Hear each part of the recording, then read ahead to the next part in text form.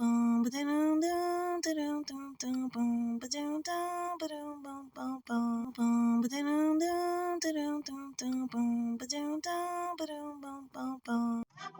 back to my channel, yeah, ching.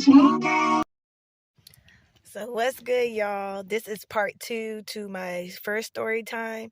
And so I was saying basically like we moved back or whatever, and I ended up staying with my mom, and I thought everything was good with my mom. I thought we were about to get this like thing going back. Like the relationship was going better with my mom, so I thought it was just, getting better. And I stayed with my mom for a little bit, but mind you, I still was talking to him, and I was going back and forth, and I would stay mostly over there because it's just like my mom didn't really like me. If she made me feel like she didn't like me over there like that, like every time it was like I was bothering her or something, or she was always asleep. So I was just always like, I'm finna go. I'm young. Like I don't want to just be sitting in the house bored. And so I would go and I would stay over there for a little bit. And I don't know. One day my mom woke up, like after maybe a couple months of being back with her, woke up and was like, you gotta go. And I was just like, I gotta go. Like my mom literally just sprung it out of me. Like, just imagine somebody springing something up on you when you wake up in the morning. Like I was sick to my stomach. She was like, pack up and stuff. You gotta find somewhere to go. Mind you, I didn't have nowhere to go. She didn't have nowhere for me to go. And I'm still young as heck. Like, why are you doing this to me? So I end up saying I want to go closer back to my family because I'm just like, where would I go? And like, I don't want to be stuck outside in the cold. So I was just like, I know if I go with my family, I'll be okay. So mind you, I didn't know what I was going to do or nothing. She just dropped me off at the bus station. I end up going back around where my family lives at. And when I get there, it's crazy because my favorite uncle was locked up. But when I got there, for some reason, I don't know, it felt like it was planned because it's just like she knew he was getting out and I'll be okay. Because mind you, when I was little, that's who I used to hang with all the time, always be on his heels. You got that one uncle. That was my uncle. So I get there and I'm walking down the road because my uncle finally came and got me from the bus stop, and he asked me where I want to go. I said drop me off downtown because I know I wasn't going to the country because my grandmother then would have just made me lose it at this point because I'm still going through things and I just knew not to be over there.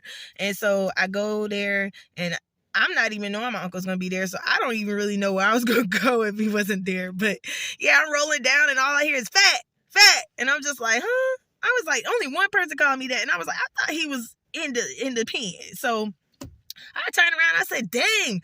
I said, it's like we getting out at the same time. I was like, I'm getting out because my mama put me out and you getting out. And I was like, well, thankful for that because, I got somewhere to go. I'm not gonna by myself.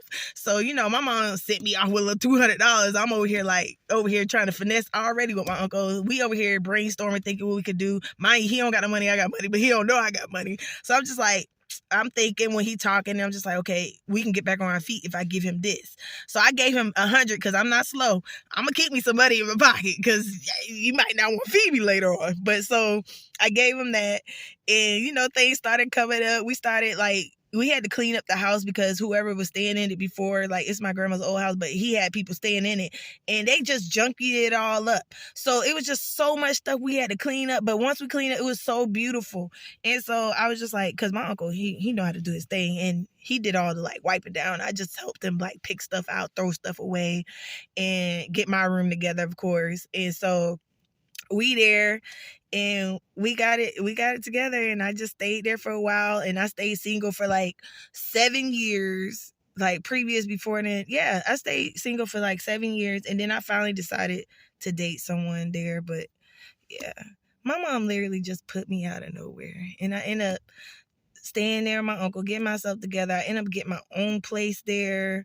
And then, I had a friend. And then next thing you know, here comes baby. Cause like literally around the time my baby came, y'all, I was doing, before he even came, I was working 2 jobs. I was walking everywhere to go to my job. Cause I didn't have a car because I lost my car before I even came back to my mom because he messed it up in the snow, my ex. So, I missed that. God, had a Grand Prix.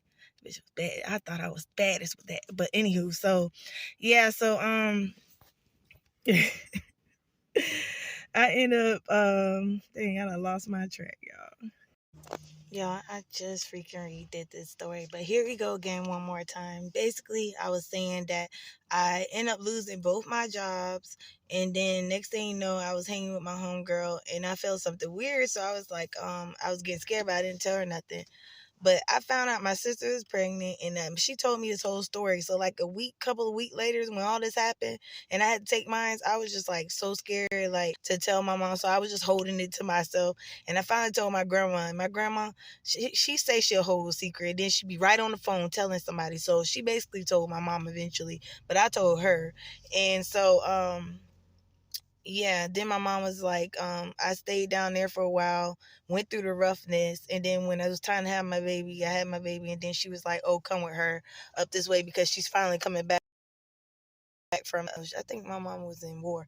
But yeah, she came back and we went up there, and she was like, oh, I'll give you 2 years. So I got 2 years to do that, and really won because they started getting agitated. You know how people get when you get underneath them. I already knew that probably what could happen, so I took the risk. But I ended up, and I finally got me a spot. I was going to school for LPN, and then I didn't finish that, so I ended up going to for nails, what I really wanted to do, and I finished that. And you know, a lot of other stuff happened past that. That's another story for another day. But right now, I'm just trying to finish this one, and so yeah, I just did the nails for a while, paid my bills. All my bills was, I wasn't ever broke because I was paying my bills. And I filled out like a Section 8 thing when I first got here, and it took like 4 years to get it.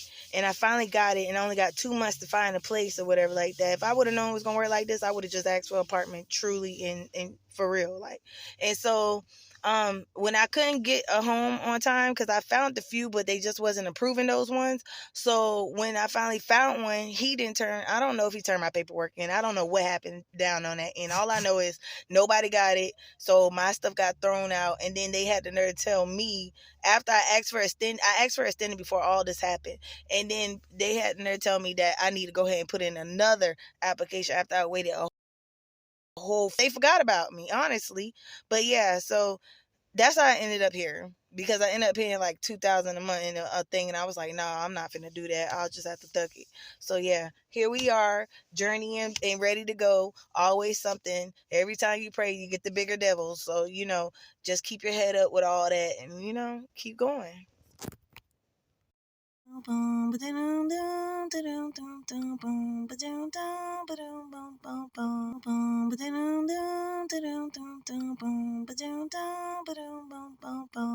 Welcome back to my channel, yeah, ching ching gang.